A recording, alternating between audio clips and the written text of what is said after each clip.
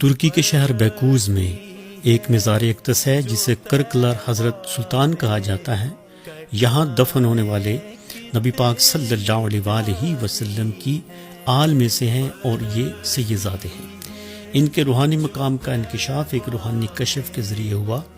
سلطان سلیمان قانونی رحمہ اللہ کے دور میں نقشبندی شیخ کمال افندی نے دریافت کیا کہ یہ ایک سید زادے ہیں، اور یہ بھی مانا جاتا ہے کہ وہ ان 40 اولیاء میں سے تھے کہ جو مقام قطب پر فائز تھے اور جن کی حضرت خضر علیہ السلام سے ملاقات ہوئی تھی.